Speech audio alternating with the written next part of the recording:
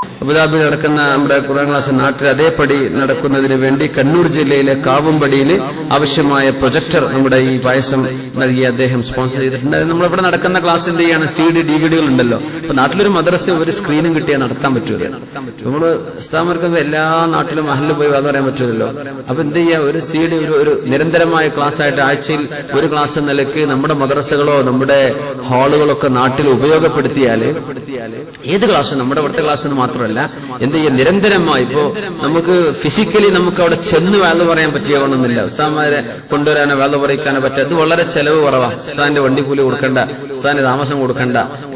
ഒരു പ്രൊജക്ടർ ഉണ്ടായി, ഒരു DVD പ്ലെയർ ഉണ്ടായി കഴിഞ്ഞാൽ ഇത് ഒരു ചുമരിലേക്ക് പ്രൊജക്ട് ചെയ്താലും ആ വേല ഒരു 1.5 മണിക്കൂർ ഒരാഴ്ച കേട്ടു. പിറ്റത്തെ ആഴ്ച അതിന്റെ ബാക്കി. നമ്മൾ ഇവിടെ നടക്കുന്ന എല്ലാ ക്ലാസ്സുകളും അങ്ങനെ സ്ഥിരമായിട്ട് നടക്കുന്ന ഒരുപാട് മഹല്ലുകളുണ്ട്. നിങ്ങളൊക്കെ മഹല്ല് ഭാരവാഹിത്വമുണ്ടെങ്കിൽ അവിടേക്ക് എന്ത് ചെയ്യാ, ഈ ക്ലാസ് എന്നല്ല ഞാൻ പറയണത്, ഏതായിരുന്നാലും നിരന്തരമായി തുടർച്ചയായ ക്ലാസ്സുകൾ പഠിക്കാനുള്ള സൗകര്യം നാട്ടിലൊക്കെ ചെയ്യാൻ പറ്റും. എന്ന് പറയാം, ഒരാളെ കൊണ്ടുവന്നിട്ട് തന്നെ ചെയ്യേണ്ടെന്ന്. ഒരു CD പ്ലെയറും മതി, ഒരു പ്രൊജക്ടറും മതി.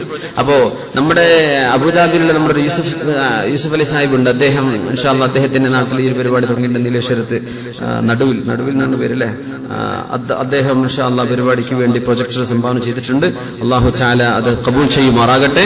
നമ്മുടെ ഈ പായസം വിതരണം ചെയ്ത നമ്മുടെ സുഹൃത്ത് അദ്ദേഹത്തിനും അദ്ദേഹം ഒരു പ്രൊജക്ടർ കണ്ണൂർ ജില്ലയിലെ കാവുംപടിക്ക് വേണ്ടി അദ്ദേഹം ചെയ്തിട്ടുണ്ട്.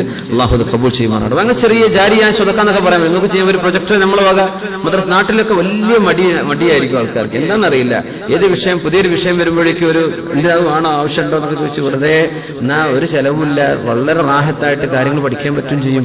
അപ്പോ നമുക്കതിന് ചെയ്യാൻ ഒരു പ്രൊജക്ടറെ കൊടുക്കേണ്ടതുള്ളൂ. ഇപ്പൊ തൃശ്ശൂർ ജില്ലയിൽ 1-2 സ്ഥലത്ത് നടക്കുന്നുണ്ട്. അപ്പോ പറ്റുന്ന ആളുകളൊക്കെ എന്ത് ചെയ്യുക, ആ രീതിയിൽ എന്തെങ്കിലും നമ്മളെ കൊണ്ട് ഒരു പ്രൊജക്ടർ വാങ്ങിച്ചു കൊടുക്കാൻ പറ്റിയാൽ അത് എത്ര കാലം അവിടെ പഠനം നടക്കുന്നുണ്ടോ പഠിക്കുന്നുണ്ടോ അത്തരം ആളുകൾ വന്ന് എന്തെല്ലാം പഠിച്ചു പോകുന്നു അതിന്റെയൊക്കെ കൂടി നമുക്ക് ലഭിക്കൂലേ. അപ്പോ എന്ത് ചെയ്യുക, ആ വിഷയങ്ങളൊക്കെ ഒന്നും അവനവന്റെ മഹല്ലുകളൊക്കെ ഒന്ന് ആലോചിച്ച് നോക്കി ഇൻഷാ അല്ലാഹ്. എന്നാ പിന്നെ കുറേയേറെ ചെലവ് കുറക്കാൻ പറ്റും, കാര്യങ്ങൾ ഭംഗിയായിട്ട് നടക്കുകയും ചെയ്യും ഇൻഷാ അല്ലാഹ്.